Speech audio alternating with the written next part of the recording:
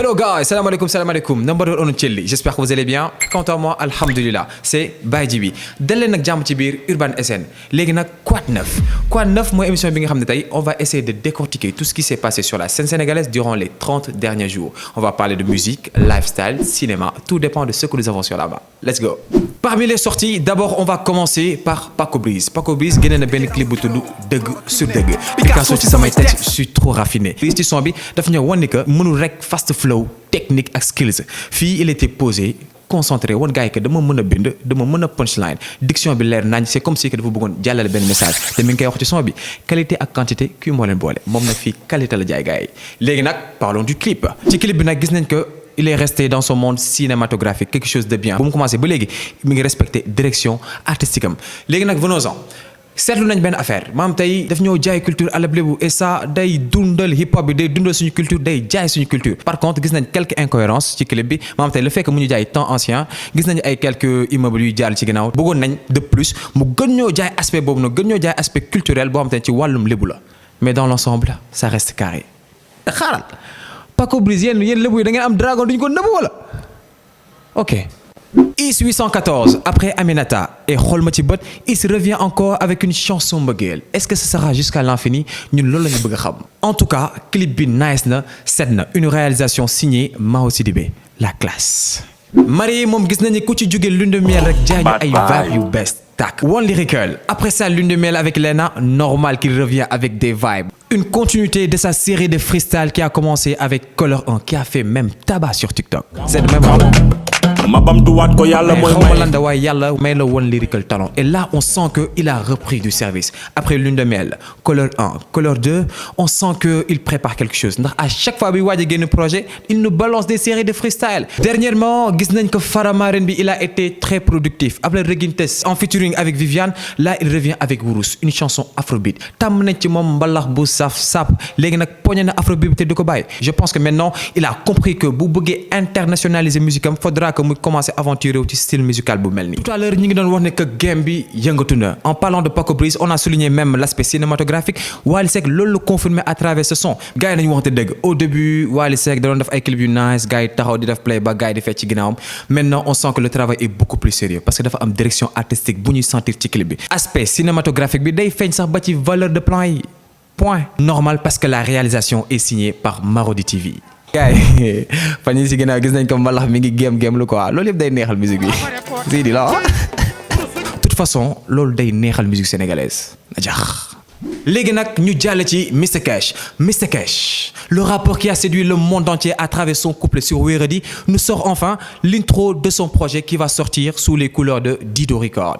ku foog ne mën na ma kar dafay dëbb ndox dugg si jël li ma bëgg yox lu mu pour son intro gis nañ que le son c'est du Mr Cash kickage flow technique tout a été au rendez-vous par rapport à ses autres sorties je pense que clip bi mënoon nañ ci gën a investir surtout que c'est l'intro de son projet moom mi ngi koy wax sax ci description bi c'est le début du commencement kon na gën a tàng na gën a metti Dido Record appuyé leen ci boy parce que c'est l'avenir même du hip-hop galsen. Les gars on va rester sur Dido Record avec Passa Beats qui nous sort Awo en featuring avec Akhlou Brick un son mbëggeel son bi neex na loolu nice na trop mais ñun lu ñu ëppal solo mooy lan il y a eu énormément de collaborations nous devons insister sur la collaboration. Pourquoi insister sur la collaboration? Je pense que beatmaker yi ñi ngi jox leçon artistes yi à travers des projets ñi ngi liggéey ensemble te loolu noonu tey moo mën a jëmmal hip-hop galsen parce que à travers le projet Omzo Beats bi nga xam tey 808 God il a invité pratiquement tous ses collègues beatmakers te loolu na la def projet bi dafa gën a nice.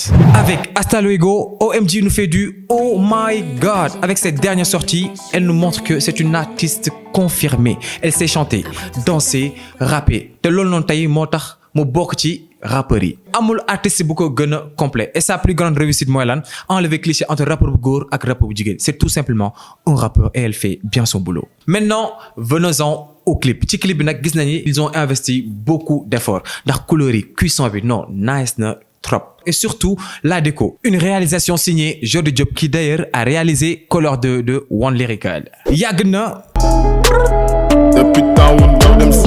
Majestic Drama en collaboration avec Young Tilly et Omzo Dollar dans cette belle sortie ils ont essayé de reproduire le cover de la mission Apollo 11. boo jàng sa leçon Apollo 11 mooy première mission bu permettre nit teg tànkam ci weer bi. Moo tax sur cette séquence ils ont essayé de reproduire la photo des 3-0 américains sauf que ñaar ñi dañoo taxaw ñi ñaar ñi toog c'est quoi le bail. Dans la continuité, ci breaking news gis nañu que les premiers astronautes sénégalais nous racontent tout. Premier pas vers la conquête spatiale africaine. Maintenant, est-ce que cela signifie que ñoom ñoo njëkk a explorer style musical fii ci Afrique wala ci Sénégal? De toute façon, c'est du new vibe, good vibe. Son bi nice na trop, surtout refrain bi. Young Tilly, il a assuré. Omzo, comme d'habitude, tes punchlines de ouf. Armstrong, Armstrong, Armstrong. Lyricalement parlant, il ne déçoit jamais. Maintenant, venons-en au clip. Ci réalisation bi, lii nag c'est une première parce que style bii nii bëriñ di ko gis. Mais par rapport au son, c'est très cohérent. Par contre, ci deuxième séquence bi gis nañ ni dañoo changer univers. Incohérence la wala choix artistique la. Mais dans l'ensemble, nice na trop. Gis nañ que dans le port vestimentaire, NASA lañ ci def. Te NASA c'est censé être une structure américaine. Pourquoi pas gën a pousser la réflexion, gën a pousser inspiration def structure africaine? Pourquoi pas? C'est gën a nice. Mais la question qu'on se pose mooy est-ce que genre musicalité bii nii sénégalais yi pare nañ pour accueillir ko? Telle est la question. xaar bi du jàgg ba raw ma.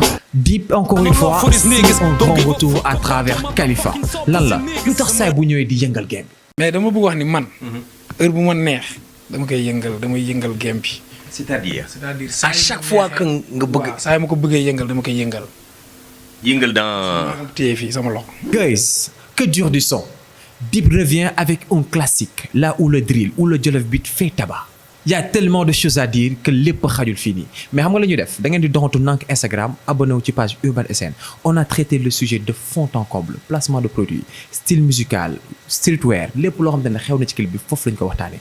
Enfin, Dope Boy qui nous vend de la dope pure sur sa dernière clip vidéo Dërëm. Chose pas surprenante même s'il avait du mal à s'installer sur la scène musicale sénégalaise. Le son, rien à dire. Même ses confrères rappeurs l'ont validé comme Authentic Zeus. Cependant, son bi lu mu dope, clip baa ko dàq. Et ça, on le doit à Seleman J. Le boss du game. Durant ce mois, gis nañu que Dip Doundou Guiss avec Samba Peuzzi, ils étaient en concert avec Raf Prod. Le concert, franchement, ça l'a pas fait. Franchement, ça l'a pas fait parce que réussir non trop. Est-ce que parce que timing bi ñu utilisé pour woote concert bi dafa baaxul? Est-ce que communication bi moo baaxul? Wala rappeurs yi le fait que nekkul seen concert bopp moo tax jàllul. Toutefois, l'initiation elle est bonne parce que promoteur sénégalais moo invité ay artistes sénégalais. Genre événement yi dañoo war a def de telle sorte que mu réussir parce que vous êtes les ambassadeurs du hip-hop galsen. De l'autre côté, au fin fond du Sénégal, Ziguinchor, Louga, il y a un événement spécial, l'événement de l'année.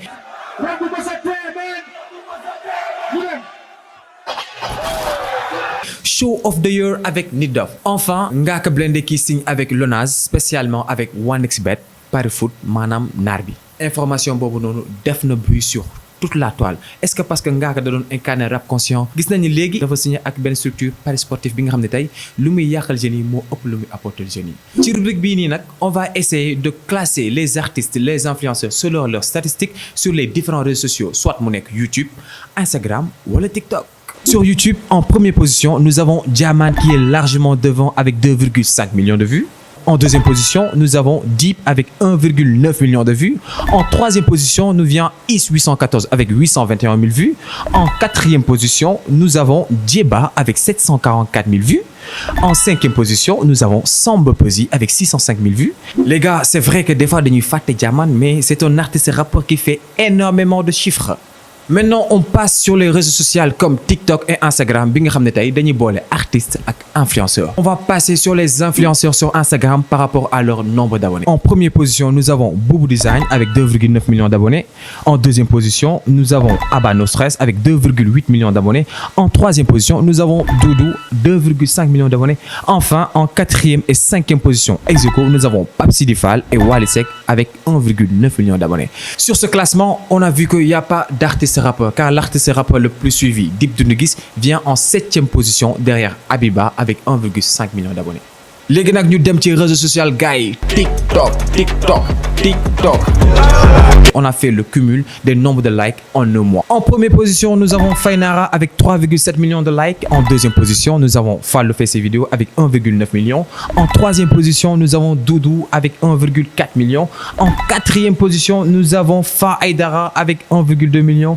En cinquième position, nous avons Abba avec 1 million. Parce que le fait que mu def challenge bu siiw boobu caporal moomu tere nelaw.